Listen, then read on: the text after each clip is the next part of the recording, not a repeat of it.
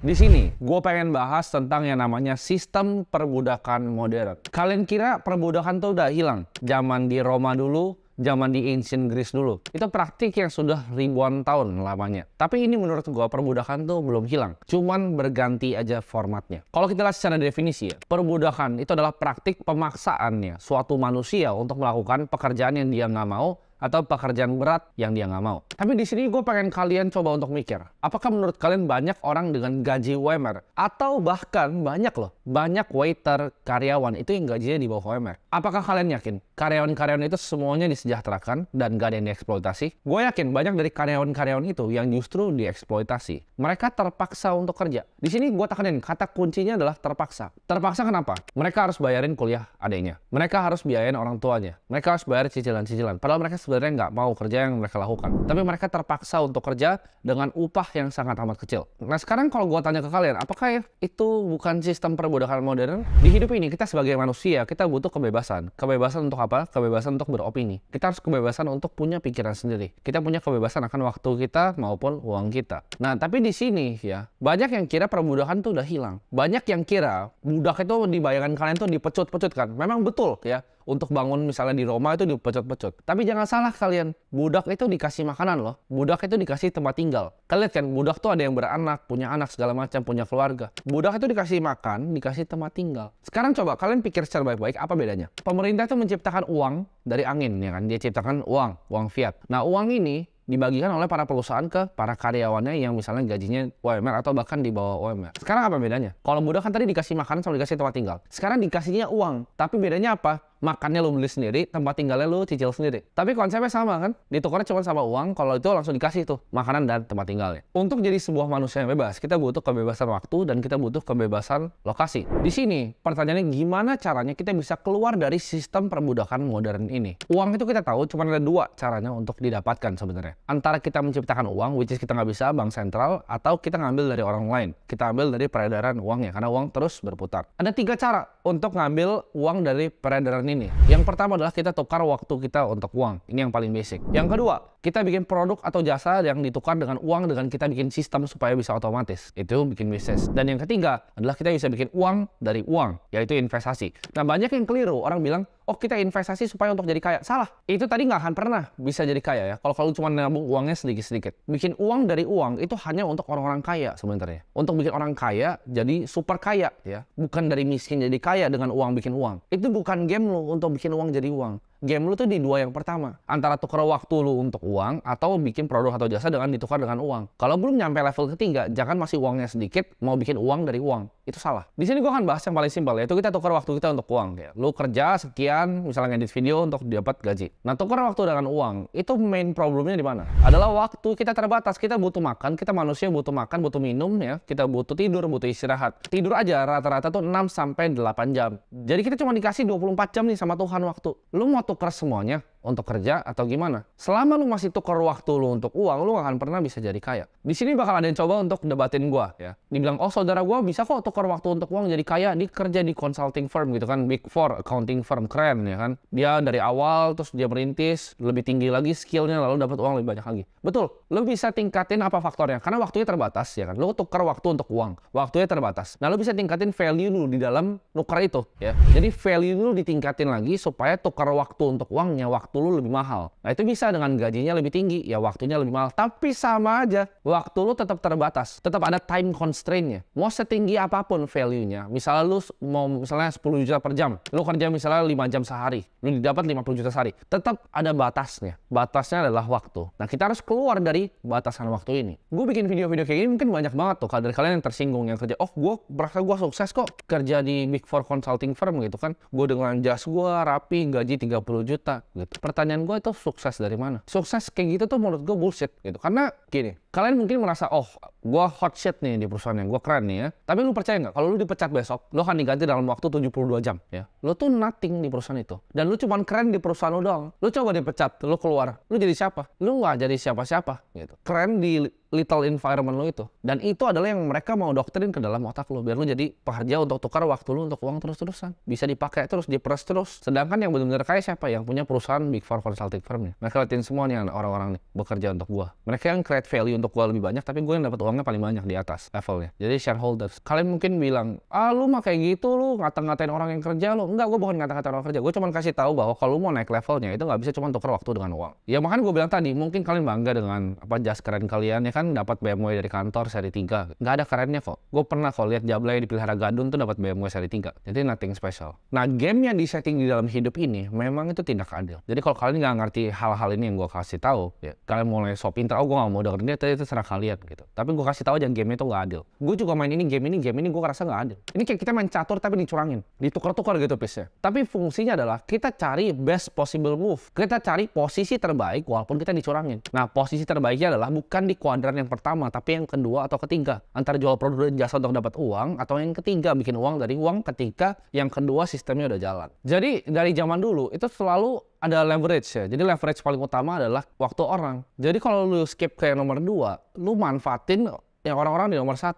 Waktu orang lu tukerin buat duit lu, tapi lu yang paling banyak dapat duit, itu adalah gamenya. Jadi kita pakai waktu orang untuk dapat duit untuk kita. Jadi mereka yang kerja buat kita bisa santai-santai. Buat kalian yang mikir bahwa pemerintah akan bantu kita, ya kan, pernah nggak sih lihat orang demo? Lu pernah lihat orang kaya demo nggak sih? Nggak pernah. Mereka mau turun ke jalanan panas-panas. Yang demo pasti apa? Orang miskin. Kenapa? Karena mereka berharap dengan pemerintah mengubah sesuatu, hidup mereka akan berubah. Tapi kita tahu hidupnya nggak akan pernah berubah. Pemerintah doesn't give a fuck about you gitu. Cuman lu yang bisa bantu diri lu sendiri. Pemerintah nggak akan ngapa-ngapain. Lu akan bilang, oh UMR naikin dong, UMR naikin. Kenapa nggak tingkatin skill lu aja sih? Kenapa sih tunggu UMR naikin? UMR naikin juga cuma berapa? Terus senang banget gitu begitu UMR naikin. Terus kenapa gitu? Lu bisa bikin 1000 kali kok dari UMR kalau lu ngerti ininya nih, di atas ini. Ini gua kasih contoh ya di Amerika ya, bahwa pemerintah nggak akan bantu lu. Waktu COVID semua orang bilang, oh thank you Joe Biden dikasih 1.400 US dollar. Oh thank you stimulusnya. Coba kalian pikir. Kan kalian tahu nih kan, gua udah pernah bahas sering tentang inflasi, bahwa waktu itu ada inflasi. Sama, kalian semua kan mikir gitu juga. Orang Amerika yang dapat 1.400 dolar, apa yang mereka lakukan? Antara dua kan,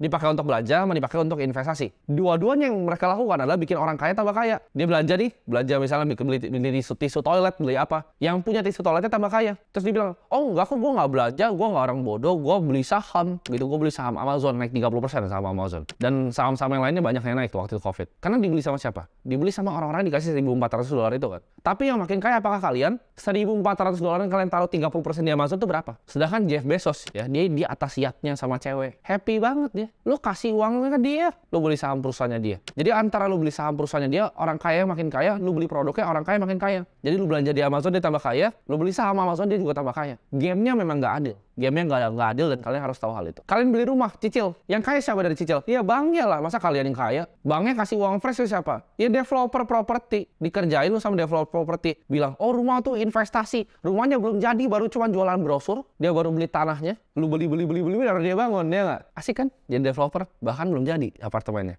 Udah jualan brosur. Mereka tuh bisnisnya apa? Jualan brosur. Coba kalian bayangkan beli perumahan yang belum jadi gitu. Karena diiming-iming harga akan naik. Di mana itu logikanya? Terus kalian udah cicil lagi. Udah mulai cicil. Dibilangnya cicilan developer. Dia jadi banknya juga dapat uang dia. Dapat cash flow, bisa bangun rumahnya. Orang modalnya cuma setengah atau seperempat dari uang yang kalian kasih kok. Itu ibarat ya, pemerintah Amerika nih. Gue sebutin Amerika aja. Kalau ini Indo agak bahaya deh. Gue sebutin Amerika aja. 1.400 dolar itu dikasih itu. Itu ibarat budak nih semua nih. Lu kasih uang jajan. Terus uang jajan itu budaknya pakai ya, dia ambil sama budaknya. Dia balikin lagi ke teman-teman yang ngasih uangnya. Lu sebaiknya nggak sih? Dia antara beli produk, dia beli saham. Itu balik lagi orang kaya. Balik ke teman-temannya Joe Biden lagi. Gitu. Sama di Indonesia juga gitu. Tapi kalian coba pikir sendiri ya. Kan gue kasih contoh tuh di Amerika. Di Indo juga begitu formatnya. Tapi yang mana? Pikir sendiri. Di sini sebenarnya gue tuh sadar udah lama ya. Akan semua sistem ini tuh banyak scamnya gitu kan. Cuman gue paling sadar tuh waktu gue sekolah. Gue tuh pas sekolah ya. Gue bukan orang bego di sekolah. Nilai gue tuh pas SMP bagus. Tapi begitu masuk SMA, gue bukannya nggak bisa akuntansi. Tapi sengaja aja gue bikin jelek nilainya. Gue malas aja kerjainnya. Nggak gue isi soalnya. Karena gue di situ gue habis usaha. Gue datang sekolah kan. Gue lihat ini soal apaan. Ini fungsinya apa. Coba belajar ini. Gue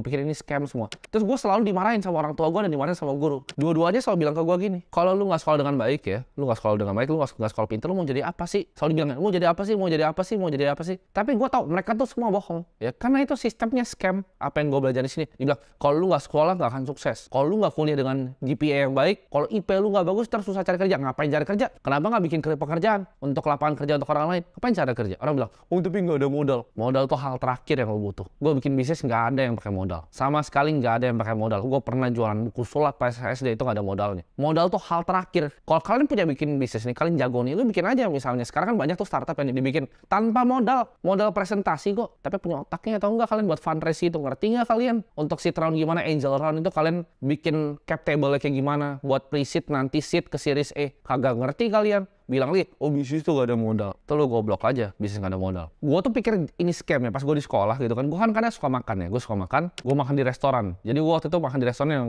menurut gue waktu itu cukup lumayan bagus lah. Gue waktu itu lihat harganya, wah gila ini, mahal banget, 100.000. Pokoknya gue akhirnya gue keluar 100.000 lah itu uang. Gue liat meja-meja sebelah gue, itu bener-bener pesan tuh kayak nggak ngotak gitu. Pesan wine, buka ini, buka itu, buka ini. Mereka bahkan pas bayar bill ya, gue tuh bayar bill gue liatin ya apakah ini ada yang kurang. Oh pas bayar. Makanan gue 100.000. Ya kita patungan sama teman-teman waktu itu. Gue bayar 100.000. Gue liat bilan di sana. Itu dia main cuman kartu dikasih aja gitu. Terus di masa cek dia kayak nggak mau cek gitu. Dia bahkan nggak lihat harganya. Dia pesan wine, pesan apa. Gue pikir ini orang pasti lakuin something yang beda nih gitu. Dia berhasil keluar dari sistem perbudakan yang gue ada sekarang. Kalau gue terus-terus kayak gini, gue terus sekolah jadi mau jadi orang pintar, gue jadi budak nanti. Ya kan? Karena semua orang pintar kerja sama orang kaya. Bingung gak kalian? Coba kalian pikir, yang pintar-pintar di sekolah kalian banyak kan jadi apa? Kan banyak kan kerja sama orang. Jadi jangan masukin doktrin itu dari sekolah, dari media yang ditanamin ke otak kalian, ya dari apa yang kalian dengerin di radio. Itu kalian coba diprogram sama mereka.